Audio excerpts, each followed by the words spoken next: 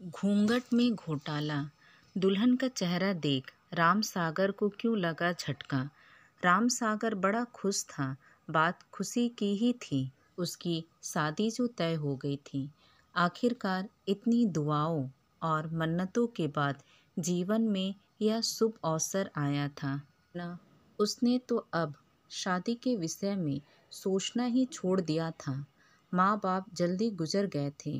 राम सागर घर में सबसे बड़ा था। उसके बाद 2 बहनें और 2 भाई थे, जिनकी पूरी जिंदगी उस अकेले के कंधे पर थी। थोड़ी खेती बाड़ी थी और एक किराने की दुकान भी थी। 12 बरस की उम्र रही होगी जब माँ बाप साथ छोड़ गए। राम सागर ने बड़ी मेहनत की। चारों भाई बहनों की देखभाल और उनकी शादी ब्याह की जिम्मेदारी उसने माँ बाप बनकर उठाए। अब उसकी 42 वर्ष की उम्र हो आई थी। इस उम्र के उसके दोस्त अपने बच्चों की शादी की चिंता में मग्न थे और वो अभी तक छुट्टे बैल की तरह घूम रहा था। छोटे भाई बहनों की नैया पार लगाते लगाते कब राम सागर के बालों में सफ़ेदी झलकने लगी थी। उसे पता ही नहीं चला। सबका घर बसाने के चक्कर में उसका अपना घर अब तक नहीं बस पाया था। चलो देर आए दुरुस्त आए। रिश्ते की बुआ ने आखिरकार उसकी सगाई तय करा ही दी। उसका मन बुआ को दुआएं देते नहीं थक रहा था। लड़की पास के गांव की ही थी। 6 बहनों में तीसरे नंबर की। राम सागर अपनी बुआ के साथ लड़की देखने पहुंचा तो शर्म के मारे गर्दन ही नहीं उठ रही थी। लड़की चाय की ट्रे लिए सामने खड़ी थी। राम सागर नजरें नीचे किए बस उसके कोमल पैरों को निहार रहा था। गोरे गोरे पैर पतली पट्टी के सैंडल में चमक रहे थे। नाखूनों पर लाल रंग की नेल पॉलिश चढ़ी थी। राम सागर तो उसके पैरों को देखकर ही रिझ गया। बुआ ने कोहनी मारी, जरा नज़र उठाकर निहार ले, बाद में ना कहना कि कैसी लड़की से ब्याह करवा दिया। राम सागर ने मुश्किल नजरें उठाई। लड़की के सिर पर गुलाबी पल्ला था। आधा चेहरा ही राम सागर को नजर आया, चांद सा, बिल्कुल गोरा गोरा। राम सागर ने धीरे से गर्दन हिलाकर अपनी रजामंदी जाहिर कर दी। शादी की तारीख महीने भर बाद की तय हुई थी। राम सागर घर की एक एक चीज साफ करने में जुटा था। घर में उसके सिवा कोई था ही कहाँ जो सब संवारे। सब उसे ही करना था। बहनें ब्याह कर अपने घरों की हो गई थी। दोनों भाई रोजगार के चक्कर में दिल्ली गए तो वहीं के होकर रह गए। एक एक करके अपनी पत्नियों और बच्चों को भी ले गए कि वहाँ बच्चों की अच्छी परवरिश और पढ़ाई हो सकेगी। पीछे रह गया राम सागर अकेला। 1 महीने में राम सागर ने घर का कायाकल्प कर डाला। अपनी पत्नी के स्वागत में वह जो कुछ भी कर सकता था उसने किया। आखिरकार शादी का दिन भी आ पहुंचा। घोड़ी पर सवार राम सागर कुछ दोस्तों और रिश्तेदारों से घिरा गाजे बाजे के साथ धड़कते दिल से अपनी होने वाली ससुराल पहुंचा। लड़की वालों ने स्वागत सत्कार में कोई कमी नहीं छोड़ी। जयमाल फेरे सब हो गए। राम सागर बस एक नज़र अपनी पत्नी के चेहरे को देख लेना चाहता था, मगर चांद पर लंबा घूंघट पड़ा था। आगे पीछे उसकी बहनें, सहेलियां और रिश्ते की बहुएं।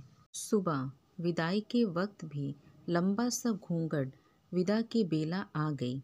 राम सागर घूंघट में रोती अपनी दुल्हन को लेकर अपने गांव पहुंच गया। सारा दिन रीति रिवाज निभाते बीत गए। दुल्हन भीतर कमरे में औरतों के बीच दुबकी बैठी रही और वह बाहर मर्दों में। आखिरकार सुहागरात के बेला आ गई।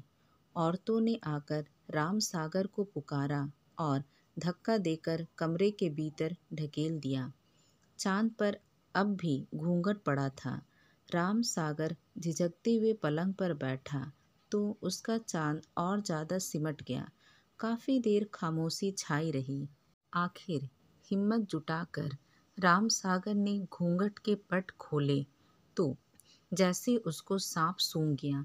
घूंघट का चांद वो चांद नहीं था जो उस दिन नजर आया था। ये तो कुछ फीका फीका सा था। उसके मुंह से निकला, तुम कौन हो? वह धीरे से बोली, अनीता। राम सागर ने कहा, मगर मेरी शादी तो सुनीता से तय हुई थी। अनीता ने गर्दन झुका ली। तभी दरवाजे पर दस्तक हुई। सदके में डूबे राम सागर ने उठकर दरवाजा खोला तो सामने बुआ खड़ी थी। वह झपट कर अंदर आई और दरवाजा बंद करके पलंग पर बैठ गई। राम सागर हैरानी से उनकी ओर देख रहा था। कुछ पूछना ही चाहता था कि बुआ बोल पड़ी, राम सागर, ये अनीता है, सुनीता की बड़ी बहन। तेरी शादी सुनीता से तय हुई थी, मगर वह किसी और से प्रेम करती थी, उसके साथ भाग गई। वह उम्र में भी तुमसे काफ़ी छोटी थी, चंचल थी, तो उसे संभाल नहीं पाता। उसके पिता तो बड़े दुखी थे, मुझे बुलाकर सब सच सच बता दिए थे। माफ़ी मांगते थे, मिन्नतें करते थे। फिर मैंने तेरे लिए अनीता को पसंद कर लिया। सब विधि का विधान है। या भी शायद तेरे लिए ही अब तक कुंवारी बैठी थी। छोटी बहनों की शादियाँ पहले हो गई। देख राम सागर, अनीता रूप में भले सुनीता से थोड़ी दबी हो, मगर गुणों की खान है। अपना पूरा घर इसी ने अकेले संभाल रखा था। इसको अपना ले। तेरा ब्याह इसी के साथ हुआ है। अब यही तेरी पत्नी है। बुआ राम सागर पर दबाव बनाते हुए बोली। राम सागर सिर पकड़ के नीचे बैठ गया। बुआ और अनीता एक टक उसका चेहरा देख रही थी कि पता नहीं इस खुलासे का क्या अंजाम सामने आए। चंद सेकंड के बाद राम सागर ने सिर उठाया और बोला, बुआ, घूंघट में घोटाला हो गया, मगर कोई बात नहीं, नुकसान ज़्यादा ना हुआ। बुआ हंस पड़ी, साथ में राम सागर भी ठिठका पड़ा और चांद के चेहरे पर भी मुस्कुराहट तैर गई।